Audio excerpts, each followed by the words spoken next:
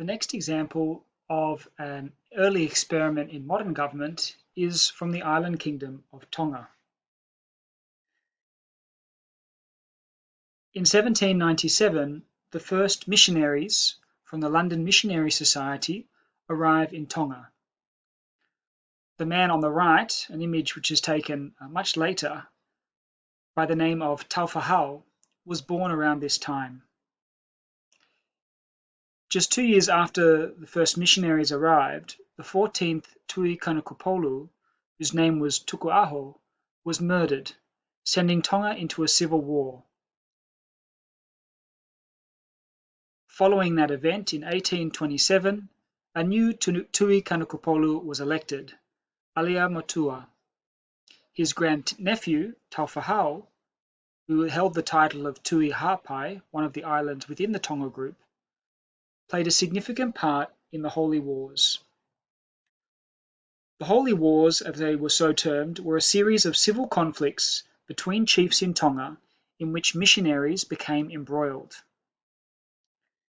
Missionaries got their big break through the support of Alia Motua in Nuku'alofa. In 1830, the Tui Kanukupolu Alia Motua baptized and persuaded Taufahau to Lotu.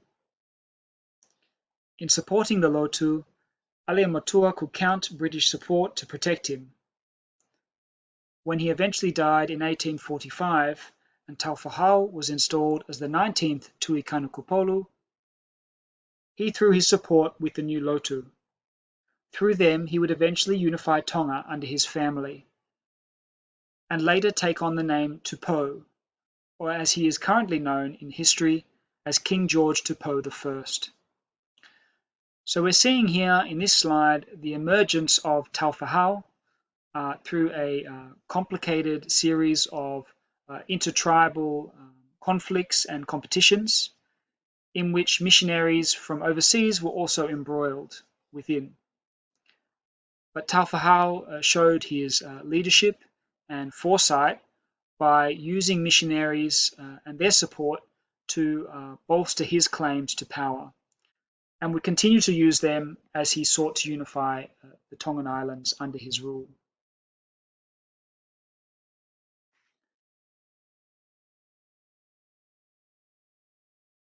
Taufahau faced a number of challenges to consolidating his rule, which we may have already reviewed a little bit in previous classes. But in considering the challenges, we can see the ways in which Taufahau responded to these challenges by pursuing new forms of adaptation or early experiments in modern government. The first challenge, which we've already touched on, are the traditional competitors within the Tongan society. Throughout the 1830s, Alia Motua, Taufahau, and Wesleyan missionaries argued strenuously throughout Tonga that the Tui Kanukupolu was the legitimate ruler over all of Tonga. Taufahau wanted to establish supremacy of this title throughout Tonga, and in doing so, he needed to diminish, if not destroy, the claim of the Tui Tonga, an older and more prestigious title. So how would Taufahau target his traditional competitors? Well, he did this by challenging some of the customs and traditions that had previously supported their power. One particular example targeted the Tui Tonga at the time, whose name was Fatafehi Laufilitonga. Laufilitonga was born in 1797 and would die in 1865. He was the 39th and the last Tui Tonga. Taufahau persuaded family elders to stop the marriage of his sister as the Moheofo, the principal wife of the Tui Tonga, as was customary. And in doing so, he weakened the customary power of the Tui Tonga. Instead of being a hau or protector of the Tui Tonga, as was traditionally determined, he challenged Laufilitonga directly in a series of wars and defeated him. In doing so, he set an example of other traditional competitors who may have had thoughts to challenge his rule. The next challenge that Taufa'au also faced was foreign influence, and this was through a number of different missionaries that had arrived in the island group. Competition between these different missionary groups meant that it did not take long for opposition to emerge. Roman Catholic priests had arrived in 1837, and they began to challenge English Protestant dominance.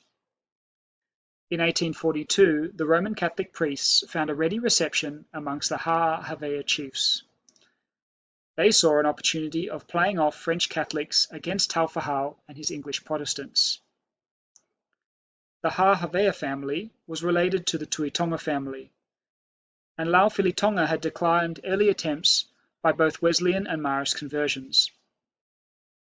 But circumstances were changing quickly. In 1845, Taufa'au assumed the Tui Kanukapolu title and kingship. The Tuitonga title and inheritance seemed unlikely to survive beyond Laufilitonga. Laufilitonga was eventually baptized a Catholic in 1851, but by then it was too late. His title was abolished after his death in 1865, and the Tupou family ruled in his stead. According to a quote by one historian, "By right and might, Taufa'au called himself King George Tupou." Once Taufa'au had countered the traditional influence of other chiefs and the competing influences of foreign missionaries, he turned his attention to the legal codes within Tonga. And here we see some new adaptations that we haven't seen before in the history of Tongan society. There are a number of codes listed here which Taufa'au played an important role in drafting. The Vavau Code of 1839 were the first ever written laws in Tongan society, and were strongly influenced by Taufa'au's religious beliefs. These religious beliefs were supported by the Methodist missionaries who had converted him. They banned traditional festivals seen by missionaries as encouraging sexual promiscuity. Circumcision, tattooing, and alcohol drinking were also outlawed. A provision banning the practice of tattooing, for instance, declared that it is not lawful to tatau or kukau or to perform any other idolatrous ceremonies, and that if one does so, he will be judged and punished and fined for doing so. Sundays became a compulsory day off work to encourage Tongans to worship the Christian God. Other items, carvings and materials and buildings under the traditional religions were confiscated and in some cases destroyed by foreign missionaries. Religion was also seen as a unifying factor that would help the new king cement his position. The code was able to demonstrate its benefits after the conversion of its chieftains. And missionaries were influential as advisors in helping Taufa'au and his new regime draft and prepare these laws in accordance with European legal customs. The first Vavau Code was followed by a second code in 1850, which forbid the sale of land to foreigners and proclaimed Taufa'au as the supreme leader of Tonga. In 1862, he proclaimed an emancipation edict, abolishing serfdom. Serfdom is a condition in which a tenant farmer is bound to a hereditary plot of land and to the will of his landlord. In the case of Tonga, many Tongan commoners were bound and obliged to serve their nobles, who owned much of the land in the islands. By abolishing this system of serfdom and instituting new laws which guaranteed land to Tongan commoners, Taufa'au really changed the way in which Tongan land was regulated and also the relationship between commoners and nobles. His last and most important written code was the 1875 Constitution. According to one historian, Rodney Hills, which you can access his resource there on the link, which was published in 1991, he wrote, "The 1875 Constitution, with its American, Polynesian and European elements, effectively answered many of those needs. It was both liberal and conservative, democratic and hierarchical. It comfortably encompassed both key principles of Polynesian culture and modernity in a logical arrangement. It codified acceptable principles in a framework of Christian ethics. So if we compare this achievement to the failures of Thakumbao's constitution, we can see that Taufahau and his advisors were successful in creating a constitution which largely has lasted till this day. The Polynesian elements that it blended or incorporated referred to the Constitution of Hawaii, and we'll talk in subsequent weeks about how the Hawaiians were some of the earliest people to experiment with these island constitutions as a way of combining both traditional elements and more recent ideas, including those of Christianity and European legal codes. You can read a lot more about Tonga's constitution, written by historians and political analysts. I'd highly recommend the work of one of our history students, Seneloli Inoke, who published his thesis as a book, which is available at the USP bookshop. And the title is The Legacy of Tonga's Constitution, 1875 to 2015. Of course, the creation of this constitution is not without its own controversies. In particular, there's been a lot of attention on one man, Shirley Baker, a Wesleyan missionary who was very close to Taufahau and helped in providing advice and guidance to him. Baker was one of the few close advisors that Taufahau turned to consolidate his position and that of his family. And debates continue between historians over Baker's contribution to consolidating Taufahau's authority over Tonga and the important authority of Christian religion in Tonga, which continues to this day.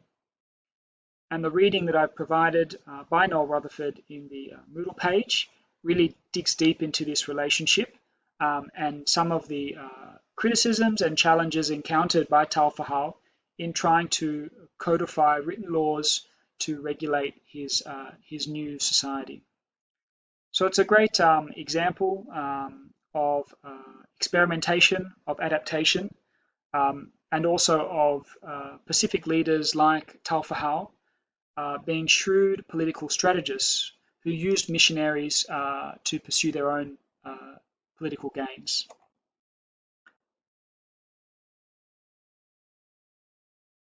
For further readings about this topic, I highly recommend Ian Campbell, Kerry Howe, and also a Tongan historian, Sione Latukefu, whose book, Church and State in Tonga, The Wesleyan Methodist Missionaries and Political Development, 1822 to 1875, is really crucial for this topic.